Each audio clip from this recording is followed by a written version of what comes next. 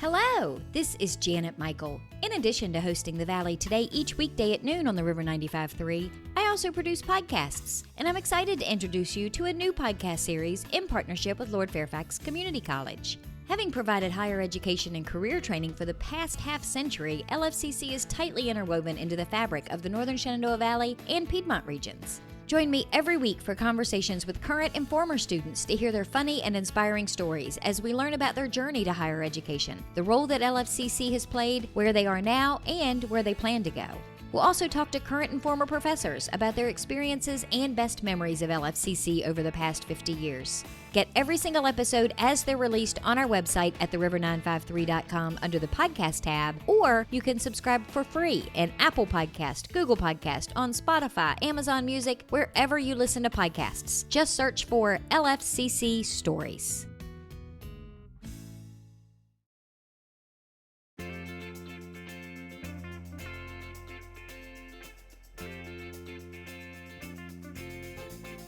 Hello and welcome to The Valley Today. I am your host, Janet Michael. Happy Friday as you are listening to the show today. We have all made it through another week. My guest and I were joking on the Zoom screen just a few minutes ago before we started recording about how the days seem to be getting longer, but not in a good way. I've got on the Zoom screen today Lavinda Denny. She is the executive director at the Winchester Frederick Clark County SPCA. And Lavinda, I always say Winchester SPCA, but I feel bad because I don't want to leave Frederick and Clark County out. Absolutely. Well, we're kind of complicated. We provide one different service to Winchester City and then a different service to Frederick and Clark. But yeah, we're here for everybody. So I have to tell you, I looked back at, because it seemed to me like you had just been on the show. So I looked back at when you were on last, and it was the end of August. And I've been joking with guests a lot recently that seems like it was yesterday and also seems like it was 100.5 years ago. But right. It seems a little bit longer for me in particular with you, because that show that we did at the end of August was when I made that fateful request that if you ever had puppies. You asked for it. Yes. So my advice to listeners is don't ever tell Lavinda anything and then have her respond with, I'm putting a sticky on my computer, because she will follow up with that sticky on her computer. I will. I have two here now. I have my eyes open. Yeah. So what's going on at the SPCA? How have things been since we last talked at the end of August? Oh, pretty good. We're hanging in there. We have new hours, so we are open now Tuesday through Friday, 10 to 5. People can walk in as long as they're wearing a mask and visit with the animals. We have plenty of room in the adoption center for people to distance. We are only open by appointment on the weekends because that's when we tend to be busier and have a lot more foot traffic, and we didn't feel like we could protect people like that. But we are doing amazing. We had a record number of adoptions last year. And in the midst of this pandemic. So almost 1,000 adoptions last year. We look like we're sitting about 968, which is about 75 more than the year before. Wow. So, yeah, very, very good things happening. And I know that you guys were also doing some programs, and you may still be doing this, where you're also helping those that already had pets, but maybe lost their job or were going through financial hardships, and you didn't want them to have to give up their pets. You're helping them with some supplies and stuff, aren't you? We've always had a food pantry, but we expanded on that during COVID. It's called Pets for Life, where we could provide financial assistance for emergency pet situations just to reduce surrenders. No reason for love pets to come into the shelter if they don't have to. So this year, we're really legitimizing that program. Tomorrow, actually, we're kicking off a fundraiser called Light a Path. All the proceeds from Light a Path will go to Pets for Life. And it's where pet lovers can buy a Valentine light in honor or in memory of their pet. And then we're going to light up our campus on February 1st and leave it illuminated all through February. Because February is the month of love, and we love our pets very much. And it's a good thing you have a huge amount of grass and lawn there in front of your place, because it could look like Clark Griswold's house at Christmas. Hey, we're hoping. The Pets for Life program, we're spending about $1,000 a month to keep pets in their home. And so someday, this is the first year for this fundraiser, but it's going to be annual. And someday we hope that this single fundraiser will be able to fund that for the year. And we're just really happy to be able to keep families together, especially during times of crisis. We don't want you to lose your pets when you feel like you've lost everything else. And that's a little bit of what we were chatting about right before we went on the air, is that real life for all of us is continuing on. And for some of us, it's normal, some of it's better, but some of us, it's not. And not being able to have something to come home to, like your dog or your cat, or in my case, your puppies and your turtle, make it a little bit more complicated and less fulfilling when you leave and come home at the end of the day. Absolutely. I mean, we're all very much isolated, compared to how we're used to. Even though I'm an essential employee, I've been working the whole time, but I don't have friends come over to the house. We don't go to parties. We don't go to the movies, but you can always count on a pet to be there for you at the end of the day. And we know that that's vital. And so we're going to do everything we can to keep people with their pets during the crisis. How did COVID impact you being able to do the adoptions? I mean, did you have to change your adoption procedures at all in the middle of this pandemic? In the beginning we did. We were only open by appointment. And then we slowly opened up when we got all the safety measures, in place. So while we did change our procedures, it certainly didn't hurt adoptions. We are so pleased that there are so many animal lovers out there wanting to adopt from us. Do you have any concerns about what happens when all of us that are working from home start to go back to work again and now we have these animals? Or do you think having them for a year is enough of a head start that we're just going to figure out a different solution? I think that you will. I think that that is. I know how animals touch your heart, so quickly, really, and they become like a member of the family. So I don't expect us to see additional surrenders. I do think that some of the dogs are going to have a hard time with separation anxiety, and so we are preparing ourselves to get some information up on our website and on like a resource database for pet owners, so that we can be prepared to answer those questions when those calls come in. My solution is just never to go back to the way it was. So I'm just going to stay home all the time and record my shows from Zoom. Well, we're kind of thinking that's going to happen for some companies, so some people are not going to go back. They're going to continue to work from home, but hopefully they can see their friends on the weekends. Yeah, wouldn't that make it nice? Right. Yeah. Tim laughs at me because some of the weird things that I miss are just these random things, like on the rare trip that we make to Target or Walmart to get groceries. I used to get a coffee on the way, and I would walk through the store grocery shopping drinking my coffee, and I can't do that anymore. And it's like, it just seems so off.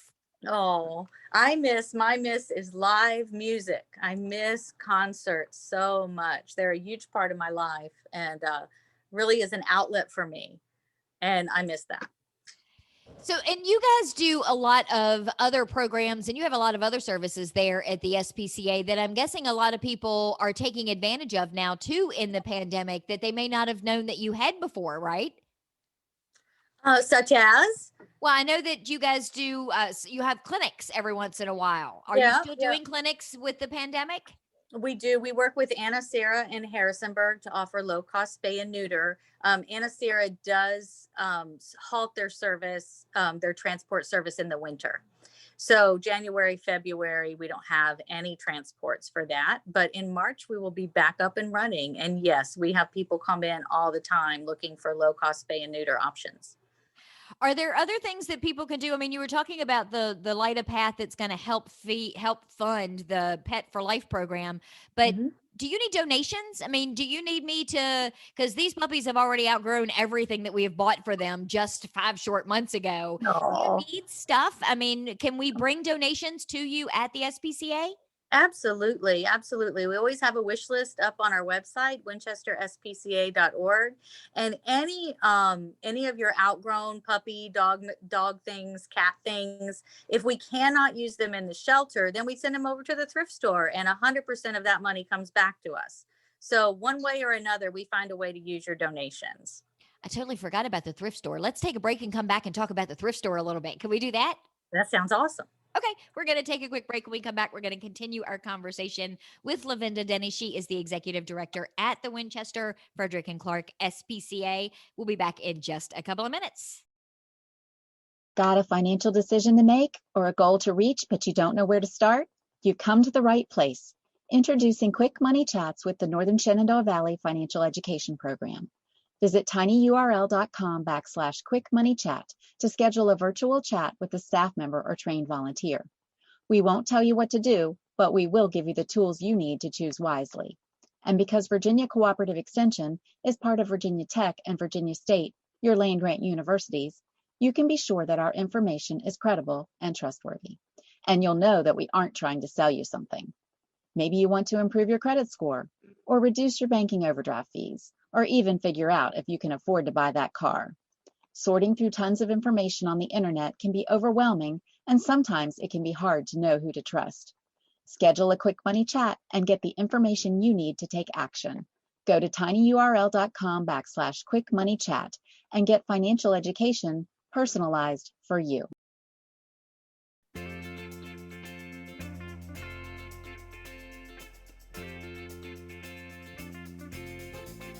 Welcome back to the Valley today. I am your host, Janet Michael. Happy Friday as you are listening to the show today. We, however, have pre-recorded our conversation on the Zoom screen. We are chatting today with Lavinda Denny. She is the executive director at the Winchester SPCA.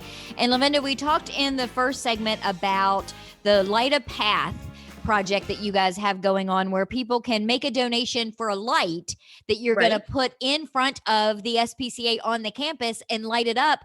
I have 2 dogs. Can I buy 2 lights? Oh, absolutely. So one light is $10. And then you can get 20 lights for $100. And so it can be for whatever pets you want. So like I plan to go ahead and buy 20 lights in honor of my dog Sam and in memory of my dog Ubu. So, you can do that for your whole furry family. And it's cool too, because that goes to that Pets for Life program that we talked about in the first segment that helps keep pets in their homes with their parents. Absolutely. 100% of the money generated through this fundraiser will go to Pets for Life.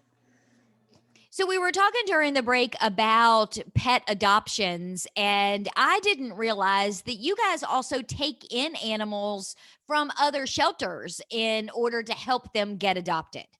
Yes, we're a member of the Virginia Federation of Humane Societies, and they have a goal for Virginia to become a no-kill state. And we are very, very close. So we help with that by taking animals from other shelters when they're full. So we pull them into our adoption center because we are sort of an adoption hub here. It's hard for us to keep our adoption center full because we have so many adopters come through here. So that helps us to keep the center full, and it helps the other shelters and rescues who need to make some space so that they can save more lives. And so we pull a lot from Southern Virginia, but we also help our partners here locally in Frederick and Warren.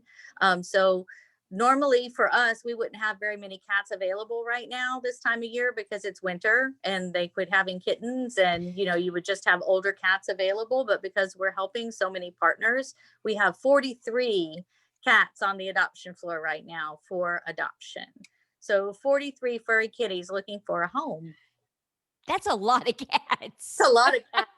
It's a lot of cats in one place. So you're the crazy cat lady when you come to work every day. Yeah, more than just the crazy cat lady. So we're having an adoption special next week for 3 days. It's a Happy New Year adoption special, MEW. So you can adopt a kitty on January 12th, 13th, or 14th for only $21. That's a steal. It is. All of our kitties are spay, neutered, vaccinated, and microchipped. Well, and I will tell you, when we took the puppies, that was one of the things that I was stressed and worried about, because never having had dogs before, I had no idea what I was in for. But the fact that you guys took care of all of that, and we brought them back in for booster vaccines, and we got them set up that you're going to take care of having them neutered, it really does make the adoption process a whole lot less stressful when you're doing all of that other stuff up front for me. Right. I mean, that's how we want it to be. We want you to go home and not be stressed about that, and take time to get to know your pet and have all of that done up front.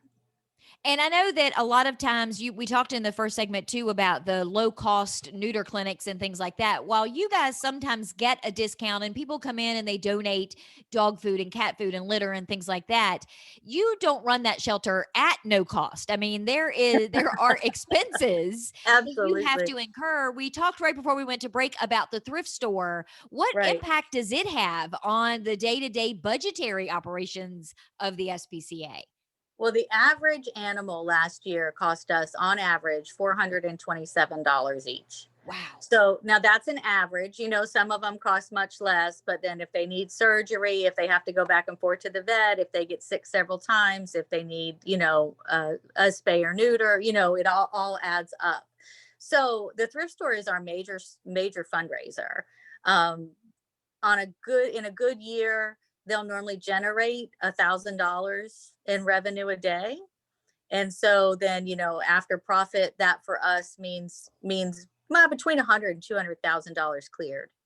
And 100% that transfers right into our account here for the shelter. So we could not survive without the thrift store. And it has been harder this year. I mean, luckily the community stepped up and made up for the differences that we lost at thrift. Because retail, was hurt really hard during COVID. So that retail portion of our campus was hurt harder, than the adoption portion. But altogether, we still, evened out pretty well. But we're hoping that COVID will be over soon and thrift can be, open and busy and full without anybody being afraid of getting sick, and we can do that again. So we've had some really good days lately. Is the thrift store open now? I mean, have you had to be closed through this whole pandemic, or can I go shop today or tomorrow or this weekend? The thrift store was closed the first full 3 months. Wow. And then we opened up slowly. And so now they're open Tuesday through Friday, 10 to 6. Masks are required. And then if you want to come in on the weekend, it's by appointment. So you don't have to make the appointment ahead of time. Just call when you're in the driveway, and they just make sure there's not too many people in the building at once. So that's still impacting us because Saturday and Sunday are good retail days. So to just limit by appointment has been tough, but we're hoping, just a few more months and we'll be back to normal. But the thrift store is amazing. We have so many things over there. I mean, everything from vintage antiques to the things you would think you'd find in a thrift shop, just great bargains. But it's a really fun place to just go and wander through. It's 10,000 square feet of just everything you've ever imagined. I did not realize it was that big. Yeah, it's huge. It's huge. And are you still taking donations? So, because one of the things that I've been trying to do here in the new year is clear the clutter. And I've got these little tiny bags. Well, not that tiny bags, but I have bags sitting in almost every room that have things in them that are just going out of here. I don't know where they're going, but they're going out of this house. We do. We have a pod set up outside of the thrift store so for touchless donations. So you put your things in the pod. Occasionally it's full. So we do ask you to call ahead and see, but for the most part, you can just put your things right in there and then we go through them and sanitize everything before it hits the floor. Now, is the thrift store located there on the same campus as the adoption center? Where is the thrift store? Yep. It's right beside our adoption center. It is the old Habitat Humanity Restore. Ah. Remember? Yep, that is where we are. And they have a different phone number. It's 540-450-2710 if you want to call and check on the status of donations. Fantastic. And then where do you guys have, I know you have a website and we're going to give you the SPCA website in a second, but does the thrift store have its own Facebook page? It does. It does. It's Winchester SPCA Thrift Shop. And follow that. We're always posting new stuff. It's fun to market all the unusual things that come in there. Well, it's a great way to get a heads up if something is there and you can jump in the car and run over and get it before somebody else snags it out from underneath of you. Absolutely. Absolutely. I love it. I was going to say, how full are your closets considering it's right there next to your office? And I can imagine a lot of retail therapy has been happening the last couple of months. Yes. So we switch off with the thrift store team. So when we need retail therapy on our break, we go over there. When they need animal therapy, they come over here. And then everyone is happy. And to answer your question, I would say 90% of my wardrobe came from the SPCA thrift shop. And I love wearing pieces from there because I know it went to help save the life of an animal. And also when I'm done with it, I know I can, donate it back, and somebody else can enjoy it after that. And I don't feel bad about, if I spent $5 on a shirt instead of 50. So, Right? right. So I feel like I have new stuff all the time, and it is an addiction that I'm proud of. So, where can people go to get more information or to buy a light for the Light a Path program? We're recording this on a Thursday. The show is airing on a Friday, so it kicks off today as people are hearing it. Where can they go get their lights? Winchester, SPCA.org. And there's a special link there about Light a Path, and you can purchase your lights on there. And we're going to put all the pets' names up online so that we can honor your pets online before the lighting ceremony, which is February 1st. And that's kind of cool too, because we can come and sit in the parking lot or sit in the parking lot even across the street and watch the lights come up so that we're all keeping our distance, but we still get to kind of be part of the lights coming on. Yes. And we're going to stream it live on Facebook. So you can even sit at home if it's cold and watch it stream live on Facebook. And we're really hopeful that next year we will be adding an open house to this sort of lighting ceremony to invite people actually in the shelter and to join us in lighting. And the lights are going to be lit the whole month of February? Yes, absolutely. I love it. So WinchesterSPCA.org is the best first place for everybody to start. Absolutely. It has everything on there. All of our programs, all kinds of resources. Well, Lavinda, thank you for taking some time to have a conversation with me on the Zoom screen today. I appreciate it. It's always a pleasure.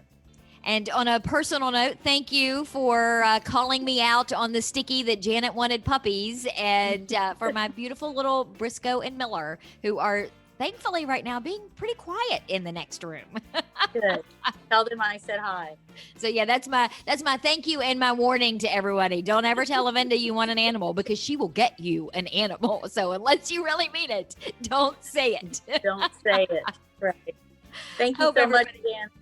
I hope everybody has a great weekend. I will be back on Monday. I'll have a brand new episode of The Valley Today ready to go for you just a few minutes after noon. So meet me here then.